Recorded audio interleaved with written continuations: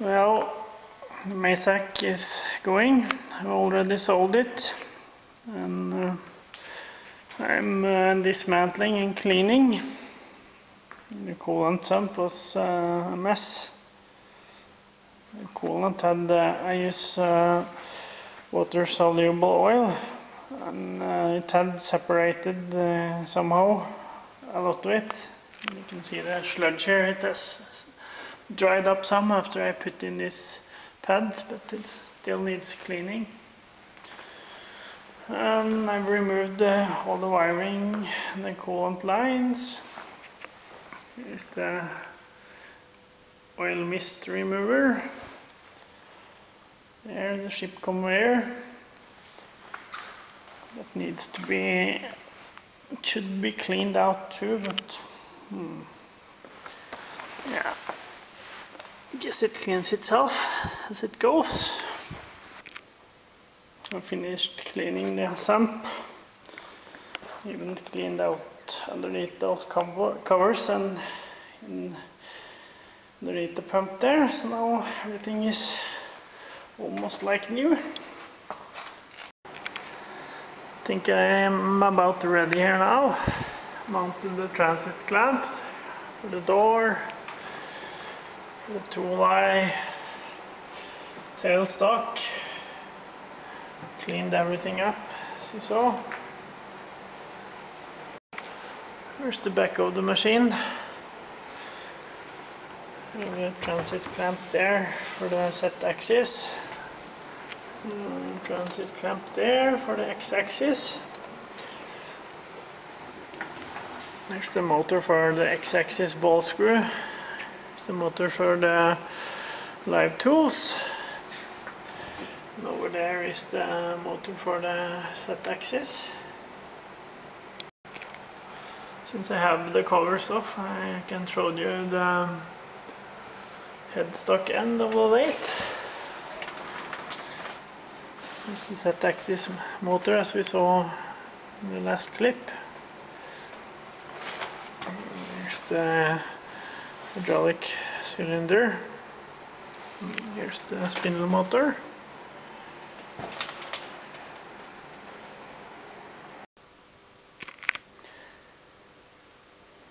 Since the Mazak is going, I figured I'd fix a little issue I've had here.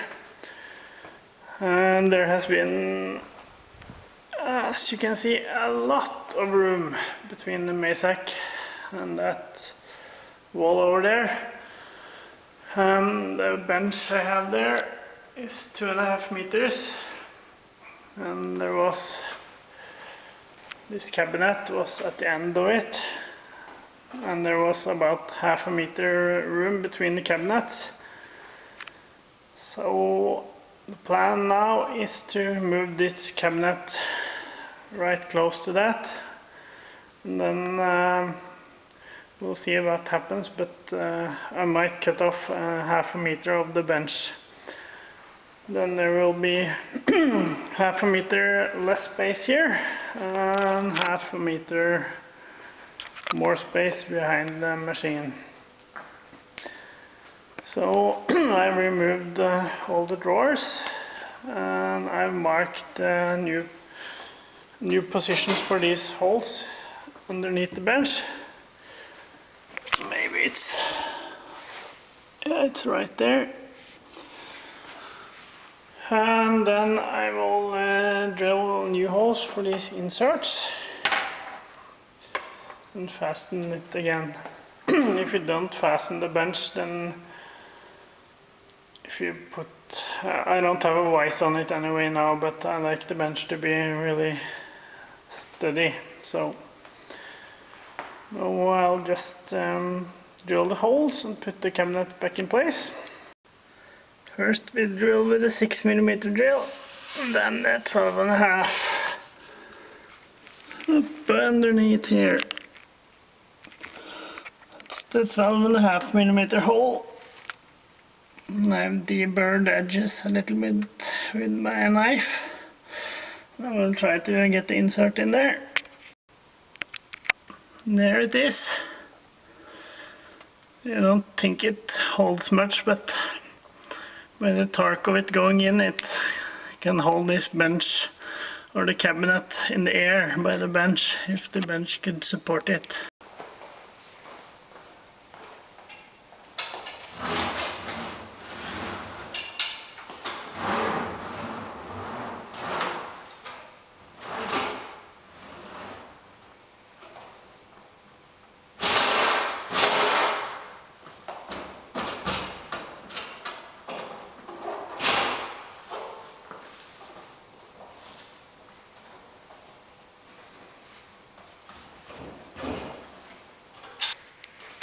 The screws are in.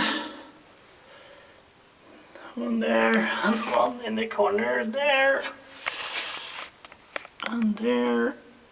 I have one behind there. I don't bother. 3 is more than enough.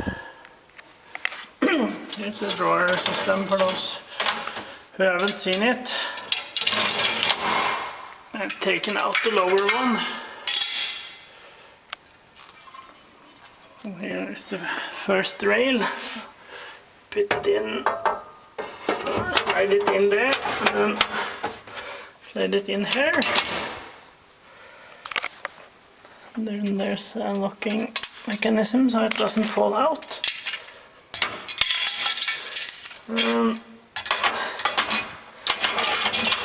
Ball bearing rail, like so.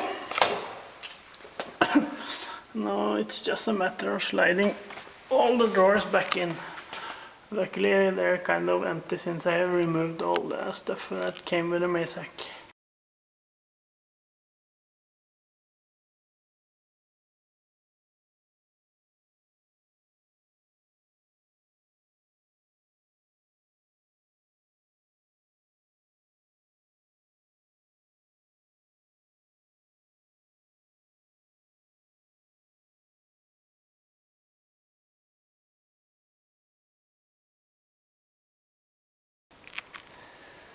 So there it is. I'm happy with how it looks and I think it will work okay.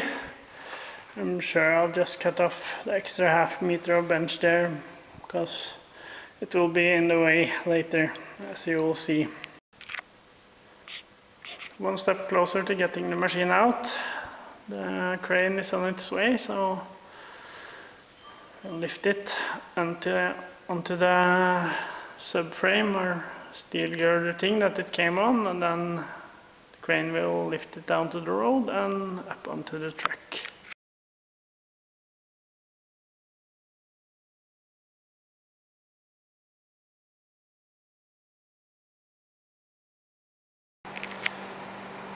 As you saw on the last picture, the Mazak has left.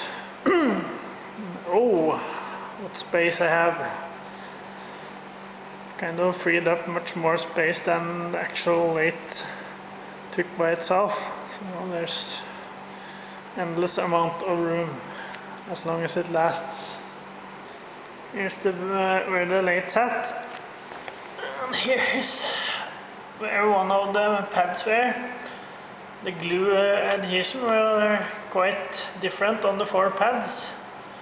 This is where the glue, it was a 2-component glue anyway.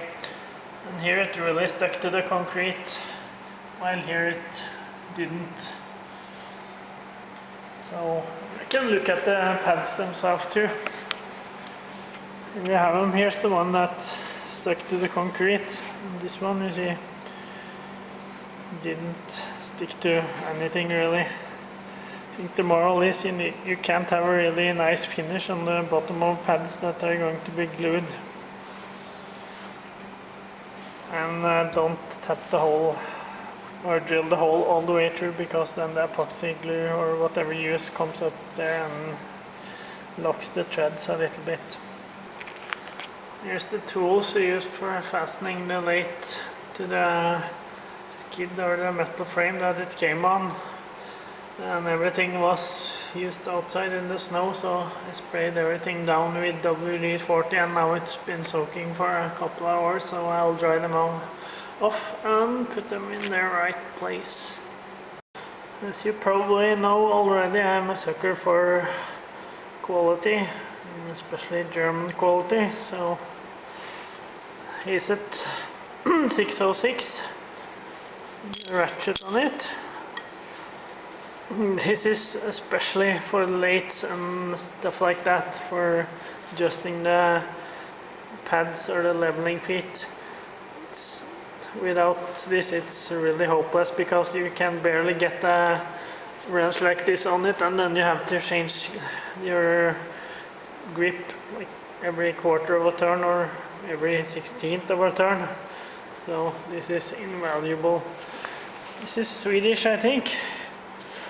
A Christmas gift from my girlfriend this year. Really nice. Ghidorah, both of these wrenches. That's Ghidorah is actually Dovidat. What it was called Dovidat before, but now they changed their name to Ghidorah, which is GE, Gebrüder, that's brothers. DO, that's for Dovidat, and RE is for Remscheid, Gebrüder Dovidat Remscheid. Remscheid is the same place where Haset Tools are made too.